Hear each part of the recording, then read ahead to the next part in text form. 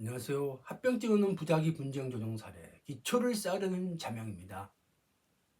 합병증 없는 부작위는 일회성이 결여된다는 금감원의 분쟁 조정 사례에 해당하니까 만약 제가 우연성이 결여되어 보험금 부지급한다는 겁니다. 당황했지만 도대체 어떤 내용인지 찾아봅니다. 같이 가보실래요? 조정번호 제2011-28호 상해상호 인정 여부 쟁점 검토. 신청인은 주치 의료과실로 인해 피보험자가 사망하였으므로 이 건 사고는 상해사고에 해당된다고 주장하나 다음과 같은 점을 고려할 때 인정하기 어려움.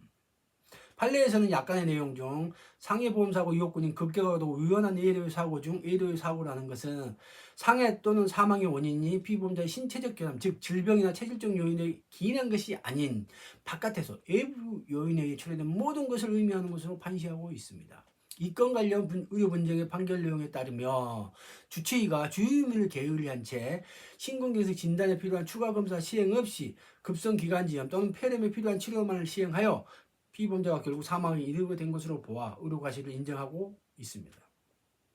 설령 이러한 의료과실이 인정된다 하더라도 과거 분쟁조정 사례와 달리 의료과실이 상해사고에 해당되려면 상해보험의 기본적 요건을 충족해야 할 것인데 상해보험에서 예외의 사고는 명백히 가시적으로 인식할 수 있는 외부에 있는 것 기인한 것을 해당되어야 하는 바 이 사건 사고가 심근경색과 관련하여 수술 또는 의도 처치를 하다가 피보험자의 사망이나 상해가 발생한 것이 아니라 어떠한 외부적인 작용 없이 주치의 주의무 위반 및 부작위 등에 기인한 의료과실로 피보험자가 사망하였는 바 이러한 의료과실까지 동권보험약관을 규정하고 있는 예외의 사고도 인정하기 어렵고 상기 판례에서 설치하고 있는 예외의 사고 의미 즉 명백히 가시적으로 인식할 수 있는 사고에 해당된다고 보기 어렵다고 판시하고 있습니다. 과거 분쟁소설에도 볼까요? 거기에서도 의료사고가 상해사고로 인정되었으므로 동일하게 적용되어야 한다고 주장함으로 이에 대해 살펴보면 이 건 사고에도 피보험자가 예측할 수 없는 원인에 의하여 발생하고 통상적으로 기대할 수 없는 결과를 가져온 경우에 해당되어 사고의 우연성 요건을 충족할 수 있을 것으로 보여짐. 다만 과거 조정 내에서는 피보험자의 상해가 사랑니 발치 중 의료사고라는 외부적 작용에 비롯된 반면 앞서 본 바와 같이 이 건 사건은 외부적인 작용과 무관하며 오히려 피신청이 주장하는 바와 같이 주치의 주의의무 위반에 의한 질병, 심근경색이 자연적 경과로 피보험자가 사망을 이르게 된 것으로 보이므로 사고의 예외성의 요인을 충족하지 못한 경우에 해당된다 할 것이므로 이 건 사고가 과거 분쟁 조정에 동일하게 취급되어야 한다는 신청의 주장은 이유 없다고 제시하였습니다. 예외성을 판단한 그 분쟁 조정사를 한번 제가 강철선사, 자명선사의 시각으로 바라보겠습니다. 가시적이라는 게 뭐예요? 대부분 판례에 의하더라도 주치, 부작, 의료 가시는 피보험자의 신체적 결함, 즉 질병이나 체질적 요인이 아닙니다. 이건 이해되시나요? 그러니까 의료 가시라는 것은 의사가 안 하는 거기 때문에 내 몸속에 있는 게 아니잖아요. 밖에 있는 거예요. 다만 대부분 판례에서 상해보험에서의 예외의 사고는 명백히 가시적으로 인정할 수 있는 외부에 있는 사고에 기인한 것을 말하고 가시적이나 눈으로 보이는 것을 의미하므로 주치의 의료과실이 명백하게 밝혀진 이상 가시적을 할 수 있는지 다툼이 될 수 있습니다. 의료과실은 밖에 있는 거, 외부에 있는 사고예요. 그 다음에 그게 이제 가시적이냐 아니냐. 눈으로 보면 명백히 알 수 있는 거죠. 밖에 있는 거잖아. 내 게 아니니까. 그런데 이걸 거꾸로 밖에 있는 걸 가시적으로 보지 않겠다고 이렇게 주장하는 거거든요. 분쟁 사례에서는요. 부작위 의료과실도 일부 연이입니다. 동분쟁 조정 사례에서는 주치 부작위 의료과실은 수술 또는 어떠한 작용이 없는 것으로 보았습니다. 그러나 그 사례처럼 물리적으로 어떠한 구체적인 작용이 있었는지 알 수 없지만 가시적으로 어떠한 작용, 의료과실이 있어서 그 결과 사망으로 나타난 것으로 볼 수도 있습니다. 한편 부작위 자기 의료과실은 피보험자의 질병이나 기형증이 아닙니다. 부작위 의료과실도 피보험자의 질병이나 기형증이 아닌 일부 요인이어서 예외성을 인지한 최근에 나온 집업 판례도 여러 개 있습니다. 그동안 제가 이걸 많이 제출했거든요. 그래도 안 먹힙니다. 분정조정 사례 일부만 짜집기 하시나요? 심지어 마녀체 등 자문 변호사 포함해서 그 분쟁 사례에서 예외성이 아니라 그 분쟁 조정 사례 핑계로 위험성까지 없는 상해라고 왜곡합니다. 굉장히 실망스럽습니다. 그건 명백하게 가시적인 사실 왜곡이자 부분 편집, 악마의 편집입니다. 이 만여체가 손해사정사 자격증 입수를 이러는 것일까요? 너무 지나칩니다. 동분쟁 조정 사례에서는 피보험자가 예측할 수 없는 원인, 주치 부작위 의료과실은 사고의 우연성을 충족한다고 하고 있습니다.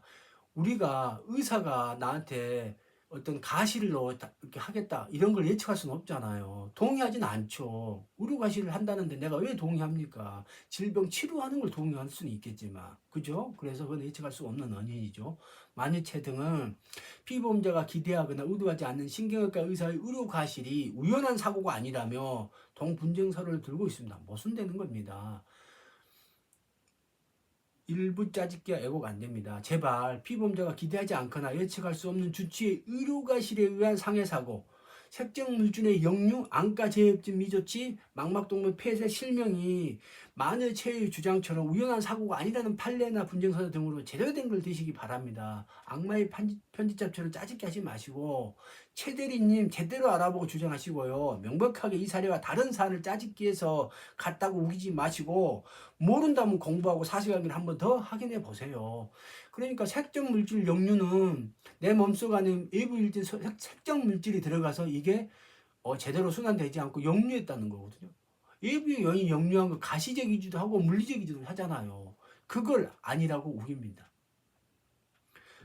피보험자 건과의 비교, 색정물질 역류. 피보험자는 뇌혈관 색조수, 색종류 시행 후 색정물 역류가 생긴 것이어서 앞의 분쟁 사례의 어떠한 시술 또는 외부적 자격이 없는 경우는 완전히 다릅니다. 뇌혈관 조영술, 색정술과 조영제나 색정물질은 피보험자의 신체적 결함, 피보험자 질병 기항증이 아닙니다. 치료를 위해 사용 중인 피보험자의 몸과 별개인 외부에 있는 물질입니다. 그래서 예외성이 있는 거거든요. 예외성을 인정해야 되는데 그걸 하기 싫으니까 합병증 없는 부작이라고 말을 바꿉니다. 아니 방금까지 통상적 합병증이다 하다가 이렇게 말을 바꾸는 이유 웃기죠. 외부 작용과 실명. 피보험자의 경우 명백한 색종술과 색정물 역류라는 외부 작용이 있었고 색정물 역류에 의해 망막동맥이 막혀서 실명이 된 경우입니다. 그 동감정세에 의해 그 원인은 비교적 명확하게 밝혀진 겁니다. 만여체처럼 명백한 뇌혈관 조영술과 색정술 시행 후 색정물 역류 문제가 발생한 것을 시술 또는 어떤 외부 작용이 없는 경우를 하지 않습니다. 그런 판단마저 못할 정도라면 전문가의 의견을 들어봐야 하지 않을까요? 아니면 알면서 거짓으로 꾸미려다 보니까 앞뒤 말이 맞지 않는 것일까요? 과거의 묵은 법률 자문으로 새로운 사실관계 설명 부족합니다. 제1차, 제2차 법률 자문서에서도 두루뭉실 부작위 핑계만 대고 구체적으로 뇌혈관 조영술과 색정술 시행 후 색정물 역류 문제가 생긴 것에 관해서 언급조차 하지 않은 채 앞의 분쟁 조정 사례처럼 주장만 합니다. 앞뒤가 맞지 않는 주장임이 명백합니다. 그래서 그런 내용이 포함된 감정서 이전의 기사에 묵은 제1차, 제2차 법률자문서의 내용으로는 곤란하다는 겁니다. 피보험자의 경우 혈전 때문에 색정물질이 역류한 것이 아니고 사정이 이와 같다면 앞의 분쟁서자에 의해서도 우연성이 충분히 충족된다 할 것이고요. 색정술, 색정물질의 역류, 의료과실 등 외부작용이 있는 다른 사례와 유사하다 할 것입니다. 이상은 합병증 없는 부작위 분쟁 사례에 관한 자명만의 시각으로 살펴봤습니다. 궁금한 점 좋은 의견 있으면 댓글을 달아주세요. 보험 상식을 추구하는 깡철 선사였습니다.